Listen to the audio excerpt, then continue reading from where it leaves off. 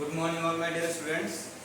तो पिछले लेक्चर में हम लोग स्टडी कर रहे थे मॉलिक्युलरिटी ऑफ रिएक्शन। तो मॉलिक्युलरिटी ऑफ रिएक्शन में आपको बताया था कि number of reacting molecules involve for the formation of product, जो कि कोलिजन के बाद बनता है, तो उसी को हम लोग बोलते हैं मॉलिक्युलरिटी ऑफ द रिएक्शन। ठीक है, जैसे अगर मैं एग्जांपल की अगर बात करूं, तो अगर हमारा एग्जांपल है, सपोज करो आप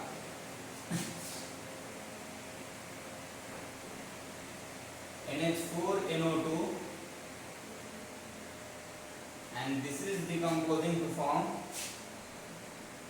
नाइट्रोजन गैस और वाटर। बैलेंस आप कर सकते हो, क्योंकि बिना बैलेंस केवल मॉलिक्युलरिटी नहीं बता सकते हैं कि एक मॉलिक्यूल है, एक अंदर में कितना मॉलिक्यूल है। नाइट्रोजन 2 बैलेंस है, हाइड्रोजन 4 तो हाइड्रोजन 2 2 या 4 एंड ऑक्सीजन 2 बैलेंस। अब देखिए हम लोग को रिएक्टिंग मॉलिक्यूल्स को चेक करना है, तो यहाँ पे रिएक्टिंग मॉलिक्यूल्स हमारा कुछ नहीं, यहाँ पे मतलब कितना है 1। तो इस रिएक्शन की अगर मैं मॉलिक्युलरिटी की बात करूँ तो इस रिएक्शन का मॉलिक्युलरिटी कितना हो गया 1। और वैसा रिएक्शन जिसका मॉलिक्युलरिटी हो जाएगा 1, that all reactions are called as the unimolecular reaction. वैसे रिएक्शन को हम लोग कौन सा रिएक्शन बोलते हैं, जिसका मॉलिक्युलरिटी अगर 1 हो जाए, तो that all reactions are called as the unimolecular reaction. Unimolecular reaction, uni मतलब क्या चीज 1, मॉलिक्यूलर मतलब molecularity is equals to 1, that is unimolecular reaction. जबकि अगर मान लीजिए कि हमारा एग्जांपल है H2 plus I2, it is given hydrogen iodide, balance अगर आप करोगे तो यहाँ पे 2H है। तो इस रिएक्शन की अगर मैं मॉलिक्युलरिटी की बात करूँ तो रिएक्टिंग मॉलिक्यूल्स देखना है, तो 1 तो इधर में हो गया हमारा एंड 1 इधर में, तो दोनों रिएक्टिंग मॉलिक्यूल्स हैं, तो मॉलिक्युलरिटी इसका कितना हो गया, simply 2, and this reaction will be called as the bimolecular reaction. ऐसे रिएक्शन को कौन सा रिएक्शन बोलेंगे, बाइमॉलिक्यूलर रिएक्शन, जिसका मॉलिक्युलरिटी कितना हो जाएगा हमारा 2। तो मॉलिक्युलरिटी अगर 2 तो बाइमॉलिक्यूलर। इसी टाइप से मान लीजिए कि हमारा है NO2 नाइट्रोजन डाइऑक्साइड, हाँ ये मानो चाहिए नाइट्रोजन मोनोऑक्साइड, ये हमारा ऑक्सीजन गैस के साथ रिएक्ट करता है, तब बना लेता अपना higher oxide, that is nitrogen dioxide.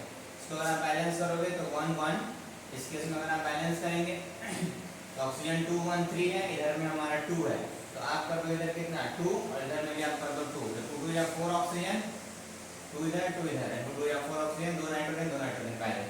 इस केस में अगर मॉलिक्युलरिटी की बात करें तो 2 इधर में है हमारा, यहाँ पे कुछ नहीं, दैट मींस 1, दैट मींस मॉलिक्युलरिटी हो गया हमारा 3, और मॉलिक्युलरिटी 3 मतलब कैसा रिएक्शन हमारा, ट्राई मॉलिक्यूलर रिएक्शन।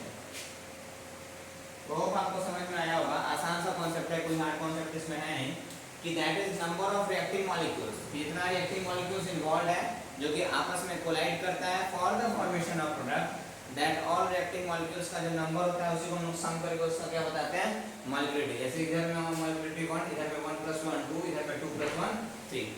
अगर molecularity 1 unimolecular reaction, 2 bimolecular reaction, 3 trimolecular reaction, right, समझ में आएगा। तो मॉलिक्युलरिटी तो आप आसानी से रिएक्शन का देख करके बता सकते हो, बट हमारा केमिकल रिएक्शन एक्चुअल में होता है 2 टाइप का, और मॉलिक्युलरिटी सिर्फ एक ही टाइप के केमिकल रिएक्शन में डिफाइन किया जाता है। तो पहले हम लोग पढ़ते हैं टाइप्स ऑफ केमिकल रिएक्शन, और किस टाइप के केमिकल रिएक्शन में मॉलिक्युलरिटी डिफाइन किया जाएगा और किस टाइप के केमिकल रिएक्शन में नहीं, उसको हम लोग स्टडी करते हैं। ठीक है,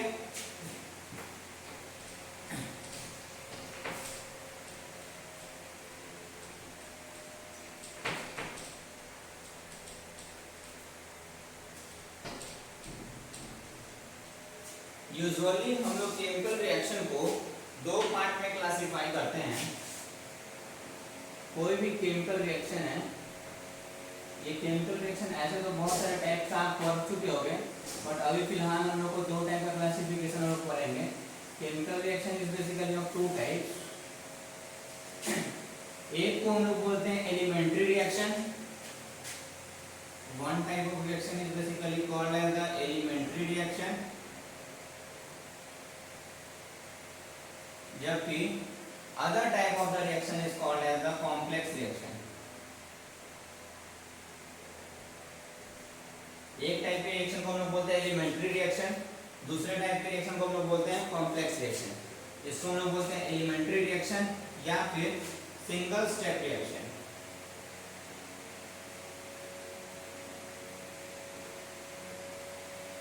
सिंगल स्टेप रिएक्शन, जबकि इसको हम लोग बोलते हैं कॉम्प्लेक्स रिएक्शन या फिर मल्टी स्टेप रिएक्शन।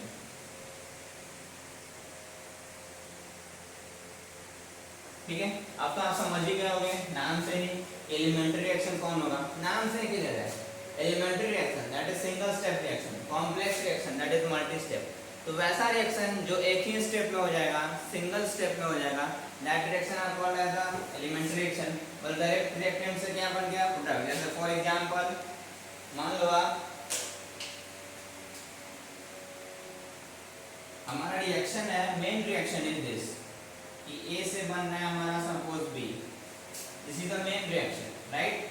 अगर ये रिएक्शन हमारा डायरेक्ट वन स्टेप में हो रहा है, दैट इज A से डायरेक्टली हमारा B बन जा रहा है, सीधा का सीधा, विदाउट किसी दूसरे चीज का फॉर्मेशन हो रहा है। ऑब्वियसली इंटरमीडिएट का फॉर्मेशन होता है, लेकिन इंटरमीडिएट कहने का तो कोई दूसरे कंपाउंड का फॉर्मेशन नहीं होने का है। यहाँ से A से डायरेक्टली हमारा इंटरमीडिएट बनेगा और B बन जाएगा, तो this reaction will be called as the single step reaction और एलिमेंट्री रिएक्शन। जबकि अगर सपोज करो यही रिएक्शन आपका इस टाइप से हो जाए कि पहले रिएक्टेंट A से कोई दूसरा प्रोडक्ट C बने, this is the main reaction, product बनना चाहिए B, अभी तक हमारा प्रोडक्ट बना है क्या, नहीं, तो this will be the step 1। और स्टेप 2 में ये जो नया C बना है, इससे हमारा अब बने product B and this is step 2। तो this reaction will be called as the multi step reaction, जो कि अल्टीमेटली हमारा रिएक्शन यही हुआ है कि रिएक्टेंट हम लोगों ने लिया था A, प्रोडक्ट हमारा बना है B, this is the main reaction. But ये रिएक्शन एक स्टेप में हुआ क्या, नहीं, पहले A से एक नया प्रोडक्ट बना C और उस C से फिर हमारा जान करके जो मेन हमारा प्रोडक्ट है वो B बना। तो हमारा अभी भी कन्वर्जन A का B में ही हुआ है, but not in one step, ये 2 स्टेप्स में हुआ है। तो दिस इज कॉल्ड बेसिकली कौन सा हमारा कॉम्प्लेक्स रिएक्शन, राइट। समझ में आई बात, क्लियर है। तो जब कभी भी हमारा सिंगल स्टेप में रिएक्शन हो जाएगा, that all type of reaction are called as the elementary reaction. जबकि अगर हमारा रिएक्शन मल्टी स्टेप में हो जाएगा, देन हमारा मोर देन वन स्टेप में, तो उस केस में जो भी हमारा रिएक्शन होता है, that all reactions are called as the complex reaction और मल्टी स्टेप रिएक्शन। क्लियर, आई बात समझ में। तो लिख लीजिए सिंगल स्टेप और एलिमेंट्री रिएक्शन में the reaction which involves only one step for the formation of product, the reaction which involves only one step for the formation of product is called single step reaction or elementary reaction। वैसे reaction को हम बोलते हैं single step reaction या फिर elementary reaction, right. ठीक है, समझ में आई बात। इसमें लिख लीजिए मल्टी स्टेप वाले में, इधर में the reaction which involves more than one step for the formation of product, the reaction which involves more than one step for the formation of product, the reaction which involves more than one step for the formation of product is called complex reaction or multi step reaction। वैसा reaction जिसमें एक से ज्यादा step involve होगा हमारा formation of product के लिए, तो वैसे रिएक्शन को हम लोग बोलेंगे कॉम्प्लेक्स रिएक्शन या फिर multi step reaction. For example अगर सब कुछ कीजिए C से बन रहा है हमारा D और ये आपका 2 स्टेप में हो रहा है। स्टेप 1 पहले C से बना हमारा सपोज करो कुछ भी E एंड स्टेप 2 तब जाकर के E से क्या बना हमारा D। तो अल्टीमेट प्रोडक्ट तो हमारा बन ही गया है, लेकिन ये एक स्टेप में हुआ क्या, नहीं, मोर देन वन स्टेप में। तो this reaction will be called as a multi step reaction, right, और कॉम्प्लेक्स रिएक्शन। ठीक है, जब कभी भी रिएक्शन हमारा 2 स्टेप में होता है, तो एक स्टेप उसका फास्टर स्टेप होता है और जो कि फास्ट में जल्दी से हो जाता है, और एक स्टेप हमारा स्लोअर स्टेप होता है। और आई थिंक आप ऑर्गेनिक में पढ़े होंगे कि जो रेट डिटरमाइनिंग स्टेप होता है RDS, that is slower step. Clear, तो उस पर मैं डिस्कशन बाद में करूंगा। पहले आप एलिमेंट्री रिएक्शन और कॉम्प्लेक्स रिएक्शन समझ में आए आपको अच्छे से। Elementary reaction that is single step reaction and multi step reaction में समझ में आया आपको जो मोर देन वन स्टेप में होगा कॉम्प्लेक्स रिएक्शन, राइट। अब देखिए जो मॉलिक्यूलरिटी है कि कितना मॉलिक्यूल्स हमारा इन्वॉल्व हुआ है, वो हम लोग सिर्फ और सिर्फ हम लोग बता सकते हैं एलिमेंट्री रिएक्शन के लिए। किसके लिए हम लोग बता सकते हैं, एलिमेंट्री रिएक्शन के लिए। Molecularity is only and only defined for elementary reaction. Molecularity कभी भी हम लोग कॉम्प्लेक्स रिएक्शन या मल्टी स्टेप रिएक्शन का नहीं बता सकते हैं। क्यों नहीं बता सकते भाई? क्योंकि इस केस में स्टेप हमारा मोर देन 1 है। तो अगर हम लोग बात करें इस रिएक्टेंट का, तो एक्चुअल में इस रिएक्टेंट से हमारा प्रोडक्ट बन नहीं रहा है, तो इस रिएक्टेंट के मॉलिक्यूल को काउंट नहीं करेंगे। जबकि अगर इस रिएक्टेंट को हम लोग काउंट करें ई को, क्योंकि इसी से हमारा प्रोडक्ट का फॉर्मेशन कर रहा है, तो ये ई तो बेसिकली है एक प्रोडक्ट, ये खुद एक प्रोडक्ट है। और हम लोग क्या पढ़े मॉलिक्यूलरिटी के डिफिनेशन में? Number of reacting molecules involve. तो ये ई हमारा बाद में डी का फॉर्मेशन किया है, but this E is the product जो कि किसका है? सी का। और मेन रिएक्टेंट तो हम लोग ले ही नहीं सकते हैं उसका नंबर, क्योंकि मेन रिएक्टेंट से हमारा प्रोडक्ट का डायरेक्ट फॉर्मेशन हो ही नहीं रहा है। तो मॉलिक्यूलरिटी इज नॉट डिफाइंड। ध्यान में रखना है कि कॉम्प्लेक्स रिएक्शन और मल्टी स्टेप रिएक्शन में मॉलिक्यूलरिटी हमारा डिफाइन ही नहीं होता है। हम लोग बता ही नहीं सकते हैं कि कितना मॉलिक्यूल्स इन्वॉल्व हुआ है हमारा प्रोडक्ट के कोलिजन आपस में कोलाइड किया है, ठीक है, क्योंकि हमारा रिएक्शन मोर देन 1 स्टेप में हो रहा है। तो कॉम्प्लेक्स रिएक्शन में कभी मॉलिक्यूलरिटी हम लोग नहीं बता सकते हैं, जबकि इस केस में मॉलिक्यूलरिटी इज ऑलवेज डिफाइंड।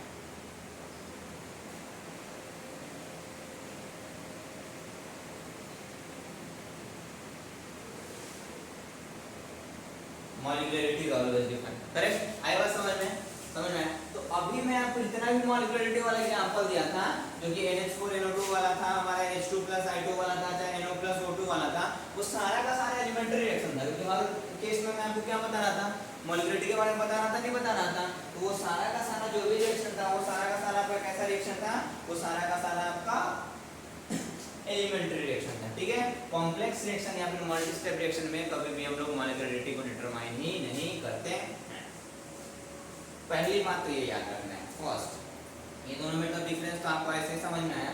और पहला चीज याद रखना है कि single step reaction that is elementary reaction में मॉलिक्यूलरिटी डिफाइन होता है, complex reaction that is multi step में कभी मॉलिक्यूलरिटी डिफाइन नहीं होता है। Now the second and the one of the most important thing, इसको आपको और अच्छे से ध्यान रखना है। जैसे अगर हम लोग किसी रिएक्शन की अगर मैं बात करूं, जैसे इधर ये रिएक्शन है A से B और इधर में हमारा C से D, वो आपको पता है सिंगल स्टेप में हो रहा है, ये आपको पता है 2 स्टेप में हो रहा है। एक स्टेप फास्टर होगा जो जल्दी जल्दी हो जाएगा, और एक स्टेप स्लोअर होगा, हमेशा ऐसा ही होता है, ठीक है? अब जरा देखेंगे आप, अगर इस रिएक्शन के लिए, अगर इसको मैं इरेज कर रहा हूं, आप इसको लिख लिए होंगे, अगर इस रिएक्शन के लिए और दिस रिएक्शन, अगर मैं रेट लॉ का एक्सप्रेशन अगर आपको लिखूं, तो रेट लॉ का एक्सप्रेशन हम लोग क्या लिखेंगे इसके लिए? Rate of reaction it is equal to rate constant into concentration of reactant जो कि A है, raise to the power its order. Order हम लोग को मालूम नहीं है, इसलिए यहाँ पे पुट कर देंगे। होएगा नहीं होगा भाई? यही तो मैं आपको लिखने सिखाऊं कि किसी भी रिएक्शन के लिए हम लोग रेट लॉ कैसे लिखते हैं? तो rate of reaction it is equal to rate constant of the reaction into concentration of reactant. तो A रिएक्टेंट है, raise to the power its order, तो इसका ऑर्डर भी हम लोग फिलहाल के लिए n माने। यहीं पे इंपॉर्टेंट बात है कि फॉर एनी एलिमेंट्री रिएक्शन, किसी भी एलिमेंट्री रिएक्शन के लिए, मतलब सिंगल स्टेप रिएक्शन के लिए, आई बात समझ में? फॉर एनी एलिमेंट्री रिएक्शन की बात कर रहा हूं मैं, किसी भी सिंगल स्टेप रिएक्शन के लिए जो रेट होता है या फिर जो ऑर्डर, रेट नहीं, जो ऑर्डर होता है हमारा, that is always equal to its stoichiometric opposite. कोई भी अगर हमारा एलिमेंट्री रिएक्शन है, मैं आपको, अगर आपको याद होगा ऑर्डर के बारे में बताया था, तो ऑर्डर के बारे में आपको बताया था कि order is experimentally determined quantity. ये आपका जीरो भी हो सकता है, फ्रैक्शन में भी हो सकता है, कुछ भी हो सकता है। It may be equal to the stoichiometric coefficient और may not be equal to the stoichiometric coefficient. या तो उसके इक्वल में हो भी सकता है या फिर उसके इक्वल में नहीं भी हो सकता है। ये आपको बताया था, नहीं बताया था? मैं बताया था आपको। लेकिन किसी भी एलिमेंट्री रिएक्शन के लिए, फॉर एनी एलिमेंट्री रिएक्शन, जो हमारा ऑर्डर होता है, ऑर्डर हमारा क्या होता है? Its equal to its stoichiometric coefficient. जैसे इस केस में ऑर्डर विद रिस्पेक्ट टू अगर A मैं लिखना चाहूं, तो A का स्टोइकोमेट्रिक कोएफिशिएंट कितना? 1, so it's order will be 1, right? जैसे फॉर एग्जांपल, समझ में आ रही बात? नहीं आ रही? आ रही होगी आई थिंक। जैसे एग्जांपल NH4, ये वाला नहीं तो ये वाला, H2+I2 gives 2HI। इस केस में आपको बोल दो कि भाई ये आपका यूनिमॉलिक्यूलर रिएक्शन है कि बाइमॉलिक्यूलर, आपको समझ में आ रहा है? इधर में 1 और 1, तो बाइमॉलिक्यूलर रिएक्शन है। तो इस केस में अगर मैं रेट लॉ लिखने के लिए बोलूंगा, तो हम लिखेंगे rate of reaction is equal to rate constant into concentration of reactant that is H2। अब हमारा ये एलिमेंट्री रिएक्शन, मैं आपको पता है मॉलिक्यूलर एलिमेंट्री रिएक्शन के लिए डिफाइन होता है, और इस रिएक्शन के लिए मैं आपको मॉलिक्यूलर डिफाइन किया था। और एलिमेंट्री रिएक्शन में ऑर्डर कितना के इक्वल में होता है, that is equal to the stoichiometric coefficient. H2 का स्टोइकोमेट्रिक कोएफिशिएंट 1, यहां पे 1 इनटू I2 का हमारा कितना हो गया, तो I2 का स्टोइकोमेट्रिक कोएफिशिएंट 1। समझ में आ रही है बात, नहीं आ रही? आ रही होगी। या फिर अगर मान लो ये रहता है आपका जो NO plus O2 gives NO2, अगर मैं बैलेंस करूं तो यहाँ पे 2 यहाँ पे 2, ठीक है। अगर इस रिएक्शन का मैं रेट लिखने के लिए अगर आपको बोलूं तो लिखेंगे हम लोग ROR, rate of reaction, it is equal to rate constant into concentration of NO। Elementary reaction है ये भी, सिंगल स्टेप में हो रहा है, तभी तो मॉलिक्यूलरिटी डिफाइन किए। एलिमेंट्री रिएक्शन में ऑर्डर कितना के इक्वल में होता है, स्टोइकोमेट्रिक कोएफिशिएंट, यहाँ पे स्टोइकोमेट्रिक कोएफिशिएंट 2 और यहाँ पे O2 का स्टोइकोमेट्रिक कोएफिशिएंट कितना 1, इसलिए ऑर्डर हो जाएगा 1। ओवरऑल ऑर्डर की बात करें इस रिएक्शन का तो 2 + 1 3। अगर हम लोग NO के रेस्पेक्ट में ऑर्डर फाइंड करें तो 2, O2 के रेस्पेक्ट में बोले तो 1, H2 के रेस्पेक्ट में बोले तो 1, I2 के रेस्पेक्ट में बोले तो 1, ओवरऑल ऑर्डर बोले तो 1 + 1 2, राइट। तो एक जो मोस्ट इंपॉर्टेंट मैं बात बताया कि फॉर एनी एलिमेंट्री और single step reaction, order of reaction या order with respect to any reacting molecule is always equal to its stoichiometric coefficient. कितना के इक्वल में होता है, स्टोइकोमेट्रिक कोएफिशिएंट के इक्वल में होता है। तो कोई भी अगर हमारा एलिमेंट्री रिएक्शन होगा तो उसमें अगर रेट कांस्टेंट नहीं मालूम होगा तो उसका यूनिट तो ऑर्डर नहीं निकाल सकते हैं, नहीं निकाल सकते हम लोग। कैसे कि अगर एलिमेंट्री रिएक्शन है तो रिएक्टिंग मॉलिक्यूल का जो भी स्टोइकोमेट्रिक कोएफिशिएंट होगा उस रिएक्टेंट मॉलिक्यूल के रिस्पेक्ट में वही उसका क्या हो जाएगा, आपका ऑर्डर हो जाएगा। क्लियर? समझ में आ रही बात? होप आपको समझ में आ रही होगी बात। क्लियर? समझ में आ रही बात? होप आपको आ रही होगी, ठीक है। तो दो चीजें याद रखना है, ये एलिमेंट्री रिएक्शन के लिए मॉलिक्यूलरिटी डिफाइन किया जाता है हमारा, ठीक है। और सेकंड बात क्या याद रखना है कि in case of any elementary reaction, order with respect to any reactant molecule is equal to its stoichiometric coefficient. काफी ज्यादा इंपॉर्टेंट बात, ठीक है। अब हम लोग आ जाते हैं सेकंड वाला, दैट इज कॉम्प्लेक्स रिएक्शन और मल्टी स्टेप रिएक्शन। तो इस केस में देखिए कैसे हम ऑर्डर को डिफाइन करते हैं।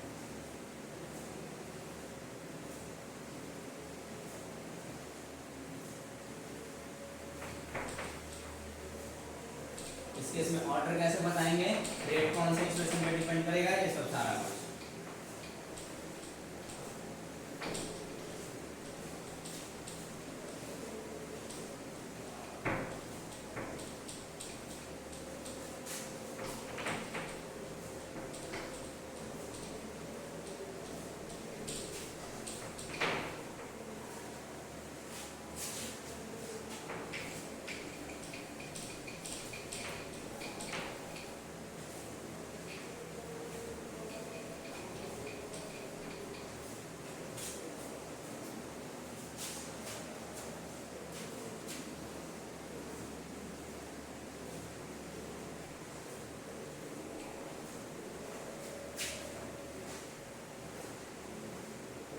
कॉम्प्लेक्स रिएक्शन, तो कॉम्प्लेक्स रिएक्शन मतलब क्या हो गया आपका, मल्टी स्टेप रिएक्शन। और मल्टी स्टेप रिएक्शन, तो मल्टी स्टेप मतलब एक स्टेप से ज्यादा तो पक्का होगा। हम लोग को सिर्फ 2 ही स्टेप वाला पढ़ना है, मोर देन 2 स्टेप्स वाला रिएक्शन हम लोग को पढ़ने का नहीं, सिर्फ और सिर्फ 2 स्टेप वाला, ठीक है। आई बात समझ में? अब जरा देखो, कोई भी रिएक्शन अगर मान लीजिए 2 स्टेप में हो रहा है तो वो 2 स्टेप में होगा ना, तो उसमें से एक स्टेप उसका स्लोअर स्टेप होगा जो कि धीरे धीरे कन्वर्ट होगा रिएक्टेंट से प्रोडक्ट, और सेकंड स्टेप जो होगा वो फास्टर स्टेप होगा, ठीक है।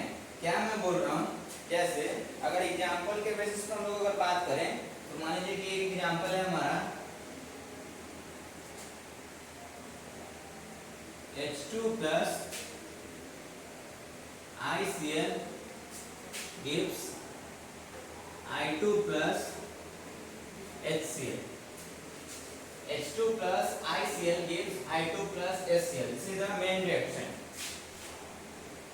This is the main reaction क्योंकि अल्टीमेट इस रिएक्टेंट से ये प्रोडक्ट बनेगा, ठीक है। अब ये जो रिएक्शन है वो 2 स्टेप में हो रहा है। This is a type of complex reaction and the step number 1, याद रखने की सब जरूरत नहीं है, क्वेश्चन में आपको दिया हुआ रहेगा, अगर कभी दिया हुआ रहेगा तो स्टेप 1 है H2 plus ICl gives HI plus HCl, H2 plus ICl gives HI plus HCl। ठीक है, ये मेन एक्सप्रेशन हमारा बैलेंस्ड है। हाँ, और स्टेप नंबर 2 है हमारा, step number 2 is HI plus ICl, HI plus ICl gives I2 plus HCl।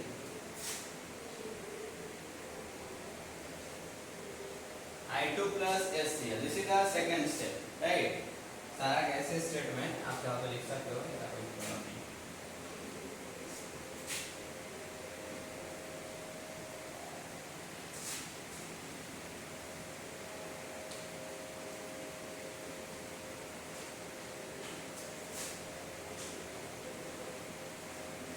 अब जरा देखो आप, रिएक्टेंट क्या था आपका H2 और ICl, तो रिएक्टेंट था आपका H2 और ICl। प्रोडक्ट क्या था I2 और HCl, तो HCl तो बना, I2 बना क्या नहीं, तो ये HI और एक और ICl, ये दोनों मिलकर के हमारा वापस से लास्ट में जाकर के प्रोडक्ट बना I2 plus HCl, जो कि ये प्रोडक्ट है आपका। This is the main reactant and this is the main product. तो आपको दिख रहा है कि एक स्टेप बने बने, यहाँ पे कितने स्टेप में रिएक्शन हुआ है, 2 स्टेप में। अब देखिए, कोई भी रिएक्शन जो 2 स्टेप में होता है ना, तो उसमें से एक स्टेप हमेशा होता है स्लोअर स्टेप, जबकि एक स्टेप हमेशा होता है फास्टर स्टेप। स्लोअर स्टेप मतलब जो स्टेप जिसमें रिएक्टेंट आसानी से धीरे धीरे से प्रोडक्ट में कन्वर्ट होगा, जबकि एक स्टेप वैसा जो फास्टर, इसमें का रिएक्टेंट तुरंत हमारा किस में कन्वर्ट हो जाएगा, प्रोडक्ट में। ये सब चीजें याद रखने के लिए कौन सा स्टेप स्लोअर, कौन सा फास्टर, कौन सा मल्टी स्टेप, यहाँ पे जब याद रखना नहीं, क्वेश्चन में दिया जाएगा। इस केस में जो हमारा फर्स्ट स्टेप है, this is the basically slower step. ये कौन सा स्टेप है आपका, slower step, and this is the faster step. ये कौन सा स्टेप है आपका, फास्टर स्टेप। कौन सा स्टेप है आपका, फास्टर स्टेप। ठीक है, अब जरा देखो, ये है स्लोअर स्टेप, ये है फास्टर स्टेप। ऑर्गेनिक में आप पढ़े होगे कि RDS जो रेट डिटरमाइनिंग स्टेप होता है, वो कौन सा स्टेप होता है, स्लोअर वाला कि फास्टर वाला, तो rate determining step is always the slower step. Rate determining step कभी फास्टर स्टेप नहीं होता है। क्यों नहीं होता है भाई, पहले मान लीजिए कि फास्टर स्टेप में हम लोग को रेट निकालना है, इसका रेट निकालना है, अगर ये रेट को डिटरमाइन करने जाएगा, तो रेट क्या होता है, change in concentration of reactant और product upon change in time. Faster step है मतलब जब टाइम t इक्वल टू 0 होगा, जैसे कुछ ना कुछ कंसंट्रेशन मान लीजिए 1 मोल है, और फास्टर स्टेप है time t equal to 1 second भी नहीं होगा। फास्ट करने क्या मतलब कि तुरंत रिएक्टेंट मॉलिक्यूल में कन्वर्ट हो गया, मतलब 1 सेकंड भी नहीं होगा कि पूरा का पूरा रिएक्टेंट किस में कन्वर्ट हो गया, हमारा मॉलिक्यूल में कन्वर्ट हो गया, प्रोडक्ट में कन्वर्ट हो गया। दैट मींस कि चेंज इन कंसंट्रेशन हमारा 1 आ गया पूरा का पूरा, और टाइम बहुत ही ज्यादा कम आ गया। फास्ट करने का ये तो मतलब है कि तुरंत रिएक्टेंट सारा किस में कन्वर्ट हो गया, प्रोडक्ट में। तो चेंज इन कंसंट्रेशन तो हम निकाल लेंगे, लेकिन टाइम का वैल्यू काफी ज्यादा मायने आ गया, मतलब मिली सेकंड में हमारा पूरा का पूरा रिएक्टेंट हमारा कन्वर्ट हो गया। तो रेट कैसे बताएंगे, नहीं बता सकते ना, टाइम लगभग 0 के बराबर ही रह गया, थोड़ा सा भी नहीं बढ़ा है, तो बहुत मिली सेकंड बढ़ा, तो ये 0, तो रेट तो इसका इनफाइनाइट आ जाएगा ना हमारा। इसलिए फास्टर स्टेप से कभी भी रेट डिटरमाइन नहीं करते, बिकॉज इन फास्टर स्टेप में हमेशा क्या होता है कि रिएक्टेंट बहुत ही ज्यादा जल्दी किसमें कन्वर्ट हो जाता है, हमारा प्रोडक्ट में कन्वर्ट हो जाता है। तो सिंस रिएक्टेंट अगर बहुत ज्यादा जल्दी प्रोडक्ट में कन्वर्ट हो गया, तो change in concentration per unit time निकालना उसके लिए काफी टफ हो गया, क्योंकि वो पूरा का पूरा कन्वर्ट ही हो गया, 100% कन्वर्ट हो गया, इसलिए उससे रेट हम लोग निकाल नहीं सकते। जबकि अगर हम लोग बात करें स्लोअर स्टेप की, तो स्लोअर स्टेप में क्या होगा, हमारा टाइम t इक्वल टू 0 पे कुछ हमारे रिएक्टेंट का मॉलिक्यूल होगा, time t equal to 1 second पे हल्का सा घटेगा, स्लोअर स्टेप। तो चेंज इन कंसंट्रेशन भी पता चला और टाइम भी 1 सेकंड पता चला, तो चेंज इन कंसंट्रेशन अपॉन 1 हम लोग करके इसका रेट निकाल सकते हैं। तो इन case of multi step reaction हमेशा ध्यान रखना है, एकदम याद कर लेना है, नोट करके इस बात को लिख लीजिए कि रेट डिटरमाइनिंग स्टेप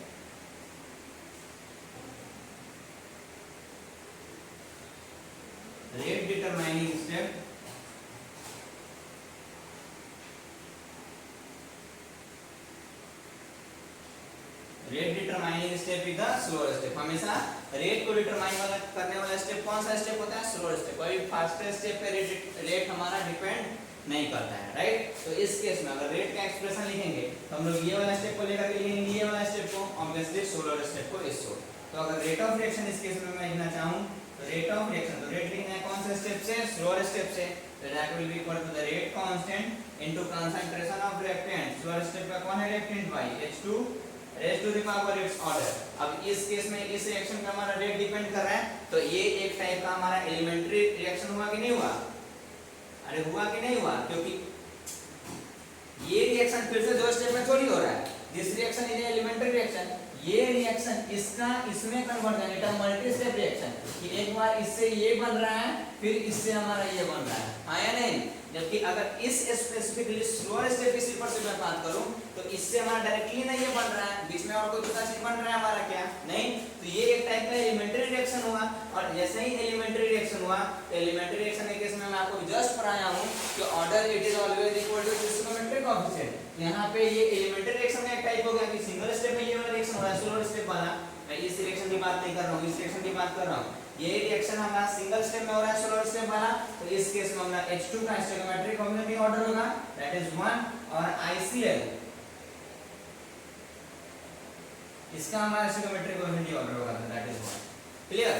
तो हमेशा ध्यान रखना है कि मल्टी स्टेप रिएक्शन में जो स्लोअर स्टेप होता है वही रेट डिटरमाइनिंग स्टेप होता है, और रेट का जो एक्सप्रेशन हम लोग लिखते हैं हमेशा स्लोअर स्टेप को एलिमेंट्री रिएक्शन मान करके लिख लेते हैं। तो एलिमेंट्री रिएक्शन जैसे ही मानेंगे तो रिएक्टेंट का जो भी हमारा स्टोइकोमेट्रिक कोएफिशिएंट होगा, जस्ट मैं आपको पढ़ाया हूं in case of elementary reaction the stoichiometric coefficient of reacting molecule is always equal to its order. तो ऑर्डर के इक्वल हम लोगों ने पुट कर दिया। अगर इस रिएक्शन की मैं ओवरऑल ऑर्डर की बात करूं, यहाँ पे भी कहानी खत्म नहीं होती है। जब भी हम लोग रेट का एक्सप्रेशन लिखेंगे तो ये जो रेट ऑफ रिएक्शन है ये हम लोग मेन इस रिएक्शन के लिए लिखे हैं ना, अरे मेन रिएक्शन तो हमारा यही है, ये सुनो मेन रिएक्शन हमारा यही है। अब ये रिएक्शन दो स्टेप में हो रहा है ना हमारा, इसमें से ये स्लोअर स्टेप था, इसमें हमारा ये एलिमेंट्री रिएक्शन टाइप का हो गया, और इसी पे डिपेंड किया तो इसके रिस्पेक्ट में लिखे। अब जो मेन रेट ऑफ रिएक्शन लिखे हैं, ये जो रेट ऑफ रिएक्शन आया है डिपेंड कर रहा है स्लोअर स्टेप पे, लेकिन ये रेट ऑफ रिएक्शन कौन सा रिएक्शन का है, यही मेन रिएक्शन का है। तो इस मेन रिएक्शन का अगर ये रेट ऑफ रिएक्शन है तो रिएक्टेंट मॉलिक्यूल इसी मेन रिएक्शन का होना चाहिए, तो वो हमेशा मिलाएंगे हम लोग। तो H2 लिखे हैं, H2 इसमें है कि नहीं, रिएक्टेंट है भाई, और ICl तो ICl इसमें रिएक्टेंट है कि नहीं, हां है, तब इसका मतलब ये सही है। जैसे कहने का मतलब ये हो गया, एक एग्जांपल मैं ऐसे दे रहा हूं, ये बात आपको समझ में आया। दो चीज मैं आपको बताया मल्टी स्टेप में कि मल्टी स्टेप रिएक्शन जो दो स्टेप में होता है तो एक स्लो और एक फास्ट होगा। Rate will always depend upon the slower step, क्योंकि उसमें हम लोग पर यूनिट टाइम के लिए चेंज इन कंसंट्रेशन को कैलकुलेट कर सकते हैं। आई बात समझ में। और कैसे रेट का एक्सप्रेशन लिखेंगे, तो रेट हमारा डिपेंड करेगा स्लोअर स्टेप पे, तो कैसे उसका एक्सप्रेशन लिखेंगे, तो उस स्लोअर स्टेप को हम लोग एलिमेंट्री रिएक्शन मान करके उसका हम लोग रेट ऑफ रिएक्शन लिख लेंगे। अगर मान लीजिए कि सपोज मैं अभी आपको एक एग्जांपल दे रहा हूं वेरिएबल के टर्म्स कॉम्प्लेक्स रिएक्शन का है।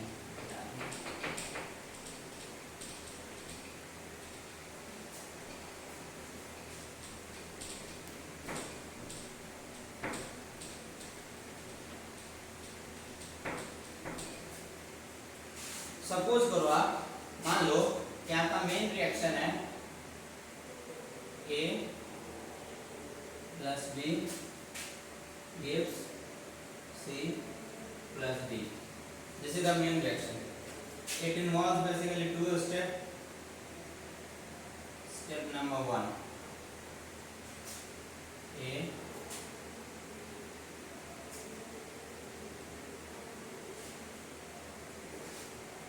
first decomposes to E plus F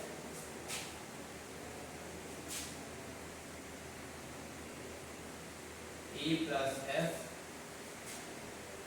plus B gives you C plus D। Suppose करो मैं अपने ऐसे आर्बिट्ररी लिख दिया हूं, ठीक है।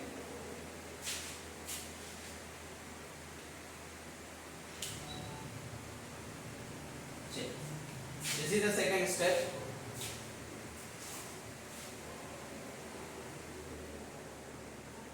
And this is your slower step. यहाँ A प्लस कुछ और कर लो, एक को दूसरा एक्सप्रेशन होगा उससे मतलब नहीं।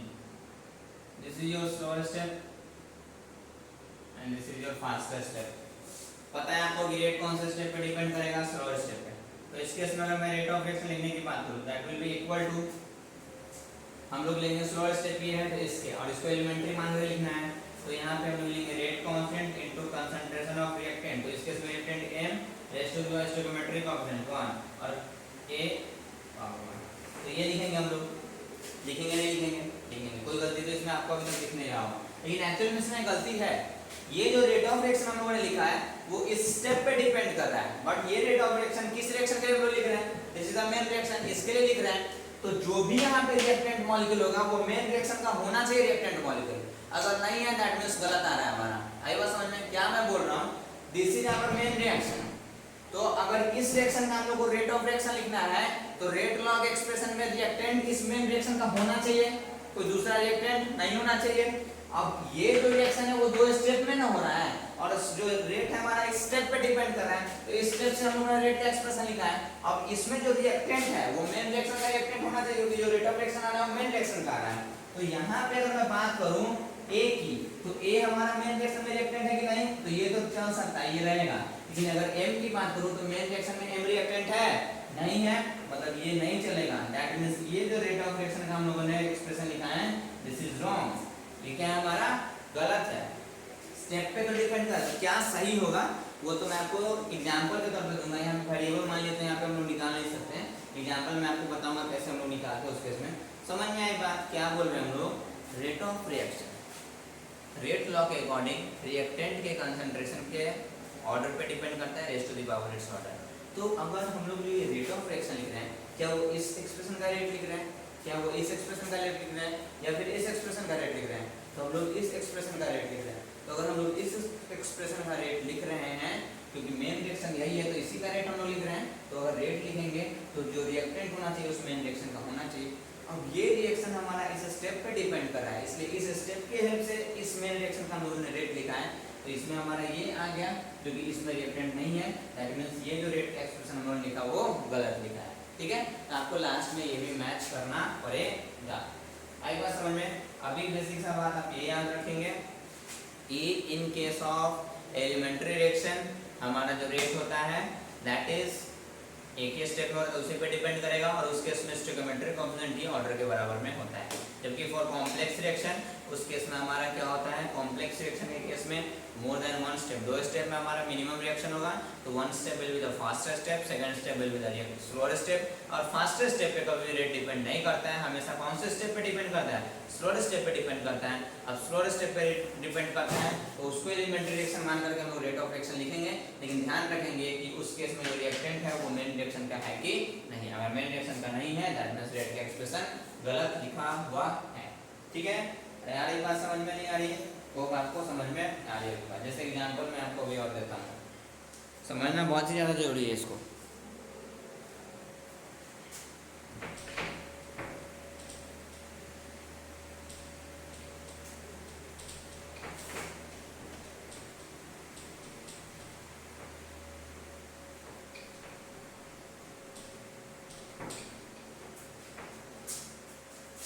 जैसे for example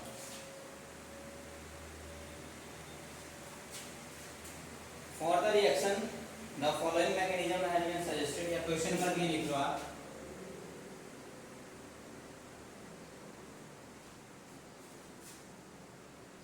for the reaction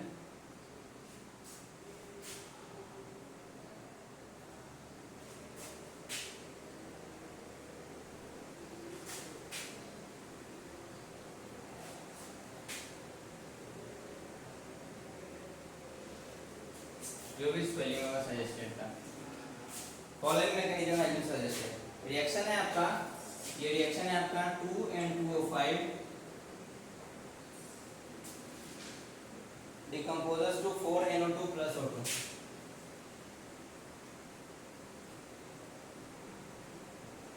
This is the main reaction. For the reaction this following mechanism has been suggested, और मैकेनिज्म आपको इधर पे दिख रहा है, जिसमें step 1 N2O5 decomposes to form N2O5 decomposes to form NO2 plus NO3, and this is your slower step. And again N2O5 plus NO3, step number 2,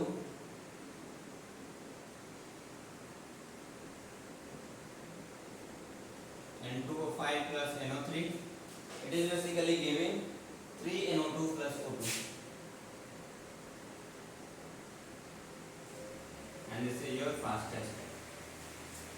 ठीक है, क्वेश्चन में बोल रहा है what is the rate law predicted by this mechanism.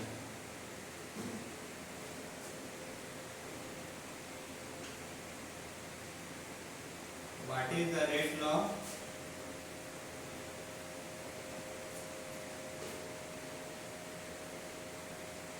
Predicted by this mechanism. इस mechanism से हम लोग को रेट लॉ का एक्सप्रेशन लिखना है भाई। हाँ, मेन रिएक्शन इज दिस कि 2N2O5 gives 4NO2 plus 4 तो अगर हम लोग इस रिएक्शन का डायरेक्टली तो हम लोग रेट लॉ लिख नहीं सकते हैं क्योंकि this is multi step reaction और मल्टी स्टेप रिएक्शन में आपको बताया है कि स्लो स्टेप पे डिपेंड करता है। अब this one is the slow step, this one is the faster step, तो फास्टर स्टेप पे डिपेंड करता नहीं तो स्लो स्टेप पे डिपेंड करता है। तो रेट का एक्सप्रेशन हम लोग लिखेंगे तो that will be the rate of reaction is equal to कुछ भी हमारा रेट कांस्टेंट होगा।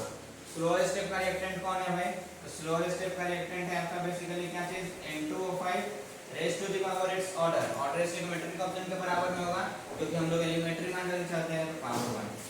ये हमारा rate of reaction, this is basically your rate law और यही ना रेट लॉ आ गया। वेरीफाई क्या करना है, वेरीफाई करना है कि जो रेट हम लोगों ने लिखा है उस केस में जो हमारा रिएक्टेंट है वो मेन रिएक्शन का है कि नहीं। तो यहाँ पे रिएक्टेंट हमारा आ गया N2O5 तो ये हमारा मेन रिएक्शन का है, that means this is the correct rate law, right. अगर इस केस में मैं आपसे पूछूं कि what is the order of the reaction, तो ऑर्डर ऑफ अगर रिएक्शन की मैं बात करूं तो यहाँ पे ऐसा नहीं कि 2 लिखा हुआ है तो ऑर्डर लिख देंगे 2, ये स्टिग्मेट्रिक के बराबर नहीं होगा ना भाई क्योंकि ये मल्टी स्टेप है। सिंगल स्टेप वाला ना हमारा उस केस में इसके बराबर में होता है। तो रिएक्टेंट का पावर कितना है यहाँ पे, रिएक्टेंट का पावर इन ऑर्डर होता है दैट इज 1। तो इस केस में कौन से ऑर्डर का रिएक्शन है, फर्स्ट ऑर्डर का रिएक्शन। समझ में आ रहा बात, नहीं आ रहा क्या, आ रहा। रेट लॉ में क्या होता है, rate of reaction equal to rate constant into concentration of reactant raise to the power its order. तो यहाँ पे लिखा हुआ है 2, दैट मींस ऐसा नहीं कि 2 हमारा हो जाएगा, इस केस में पावर इन ऑर्डर होता है तो दैट इज 1 आया है पावर, तो फर्स्ट ऑर्डर रिएक्शन हो गया। ठीक है, समझ में आ रही बात, नहीं आ रही, होप आपको अच्छे तरीके से बातें समझ में आ रही होंगी। ठीक है, जैसे एक और क्वेश्चन है हमारा,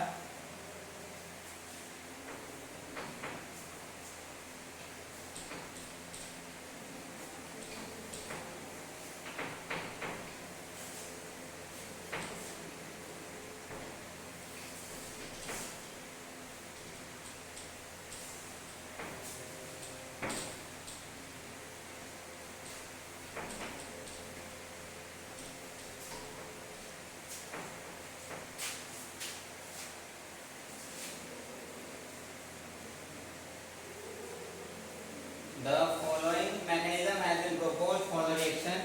The question is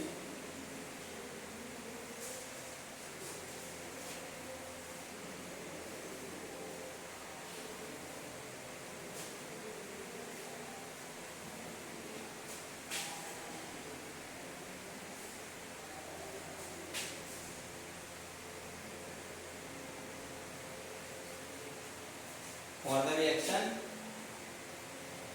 of nitric acid with hydrogen.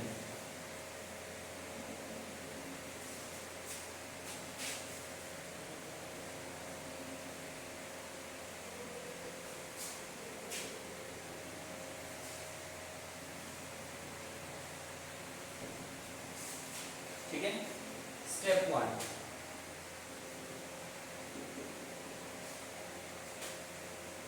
NO gas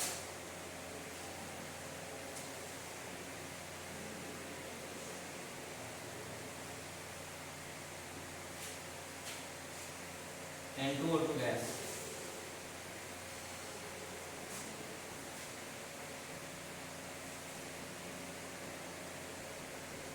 fast equilibrium. Step 2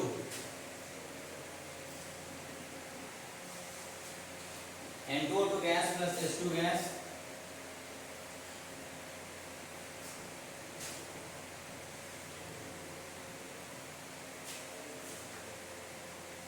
इसका रेट कांस्टेंट दिया हुआ है K1, इसका रेट कांस्टेंट दिया हुआ है K2, N2O H2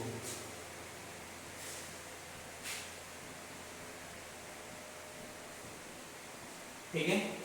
और स्टेप नंबर 3 दिया हुआ है N2O gas plus H2 gas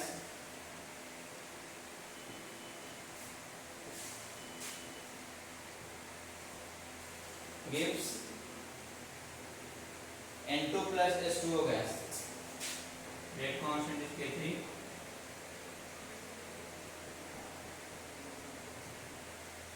ठीक है, ये आपको 3 स्टेप में हो रहा है। क्वेश्चन है the experimental rate law for the overall reaction is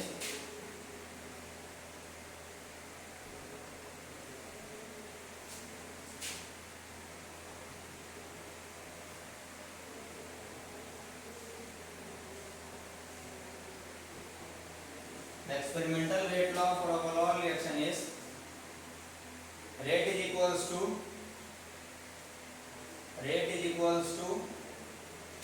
K into rate constant into concentration of N2O2 into concentration of H2. Sorry, mistake.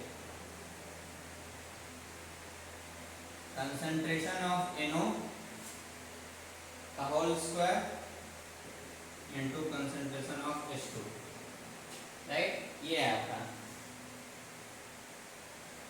First question. Right a balanced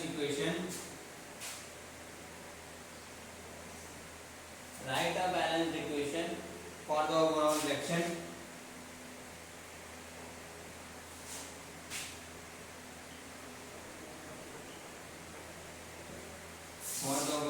and step number question number 2 is so that नहीं अब हम छोड़ दो इसको, थोड़ा difficult हो जाएगा। Propose उसका मैं एक आसान वाला प्रॉब्लम कराऊंगा तब आपको बताऊंगा कि कैसे मैग्नीशियम को हम लोग वेरीफाई कर देंगे सही है गलत। चलिए इस केस में आपका दिया हुआ है कि नाइट्रिक एसिड हाइड्रोजन के साथ कोई रिएक्शन है वो 3 स्टेप में हो रहा है। NO से N2O2 जो कि इक्विलिब्रियम वाला स्टेप है, फास्ट स्टेप है हमारा। अच्छा इन दोनों के बारे में मैंने लिखा, this one is the slower step and this one is the fast step. ठीक है, step number 2 and step number 3 आपको बोल रहा है कि the experimental rate law for the overall reaction. ये जो ओवरऑल रिएक्शन हमारा है वो पता नहीं ओवरऑल रिएक्शन क्या है, उसी को निकालना ही है। उसका एक्सपेरिमेंटल रेट लॉ हमारा ये है K into NO का स्क्वायर और H2, राइट। तो हम लोग ओवरऑल हमारा रिएक्शन फाइंड करने का है। तो अब कोई भी रिएक्शन है वो 3 स्टेप में हो रहा है, स्टेप नंबर 1, 2 एंड 3। तो इस केस में ओवरऑल रिएक्शन फाइंड करने के लिए क्या कर देंगे, अब कोई भी चीज है वो 5, जैसे यहाँ से यहाँ तक हम लोग को जाना है और ये 5 हमारा स्टेप हम लोग कवर करेंगे। यहाँ जाएंगे, यहाँ पे रुक जाएंगे, फिर यहाँ पे, फिर यहाँ पे, फिर यहाँ पे। तो हम लोग यहाँ से यहाँ का ओवरऑल डिस्टेंस तो पहले इतना चले उतना काउंट करेंगे, फिर इसको काउंट करेंगे, इसको काउंट करेंगे, इसको काउंट करेंगे, ऐसे ही तो पहुंचेंगे। तो मेन रिएक्शन हमारा जो भी हो रहा है वो 3 स्टेप में हो रहा है। तो मेन रिएक्शन फाइंड करने के लिए क्या करेंगे, हम लोग ओवरऑल 3 स्टेप्स को ऐड कर देंगे तो हमारा मेन रिएक्शन फाइंड हो जाएगा। तीनों का हम लोग ऐड कर देंगे, तो ऐड करने पे क्या आ जाएगा, रिएक्टेंट को रिएक्टेंट के साथ ऐड करना है, प्रोडक्ट को प्रोडक्ट के साथ। तो यहाँ पे 2NO प्लस इधर में reactant N2O2 gas plus H2 gas plus N2O gas plus H2O gas gives N2O2 gas, N2O gas, H2O gas plus N2 gas plus H2O gas. Same species जो कटने वाला है काट लो भाई। तो N2O2 गैस, N2O2 गैस खलास, N2O gas, N2O gas खलास, H2O gas, H2O gas खलास, NO बच गया और H2 गैस उधर नहीं है कुछ हमारा, तो हमारा बच गया main reaction 2NO gas plus H2 gas gives, अच्छा यहाँ पे ये कैंसिल हो गया, gives क्या चीज आ गया हमारा N2 gas plus H2O gas. The following mechanism is proposed for the reaction of nitric acid। ये नाइट्रिक एसिड थोड़ी आ गया, यहाँ पे क्वेश्चन में एरर हो गया। नाइट्रोजन मोनोऑक्साइड,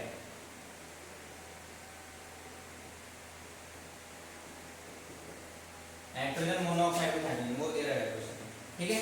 तो मेन रिएक्शन हमारा ये आ गया। अब मेन रिएक्शन सही है कि नहीं कैसे वेरीफाई करेंगे भाई, तो रेट लॉ इसके लिए दिया हुआ है। तो रेट लॉ दिया हुआ है तो उस केस में जो रिएक्टेंट होना चाहिए उसमें आपको बताया मैं। तो यहाँ पे देखो NO, तो NO देखो आपका मेन रिएक्शन में है कि नहीं, H2, ये भी देखो रिएक्टेंट में मेन रिएक्शन में है कि नहीं, मतलब इस रेट लॉ के according this reaction is correct. Yes और नो, समझ में आएगा? तो इस टाइप से हम लोग ओवरऑल रिएक्शन को लिख देंगे। क्लियर? तो होप आपको चीजें समझ में आई होंगी। आज का लेक्चर थोड़ा बहुत इंपॉर्टेंट था और नया चीज था, क्या मैं आपको बताया ओवरऑल भी बता रहा हूँ मैं। रिएक्शन को दो टाइप से क्लासिफाई करते हैं, elementary, complex. Elementary means single step, complex मतलब multi step. Single step reaction में जो हमारा ऑर्डर होता है स्टियोमेट्री ऑब्जेक्ट के बराबर में हो जाता है रिएक्टेंट मॉलिक्यूल का, और साथ में उसी के साथ हम मॉलिक्यूलरिटी को डिटरमाइन करते हैं। Molecularity 1 unimolecular, 2 bimolecular, 3 trimolecular etcetera. जबकि मल्टी स्टेप रिएक्शन में हमेशा दो स्टेप में जनरली हमारा रिएक्शन होता है।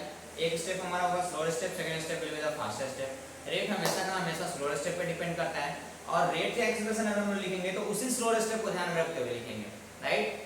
और साथ में जब रेट हम लोग लिख लेंगे तो लास्ट में ये भी वेरीफाई करेंगे कि जो रेट के एक्सप्रेशन में जो हमारा रिएक्टेंट आ रहा है क्या वो मेन रिएक्शन का है कि नहीं है, क्योंकि जो रेट लिखते हैं वो तो मेन रिएक्शन का लिखते हैं। तो अगर आ रहा है तब सही है, नहीं आ रहा है तब गलत है, ठीक है। तो मैं नेक्स्ट लेक्चर में उस पर क्वेश्चन करवाऊंगा कि जब नहीं आएगा तो हम लोग क्या करेंगे। तो होप आपको ये सब चीज़ें समझ में अच्छे तरीके से आई होंगी। Okay, thank you so much.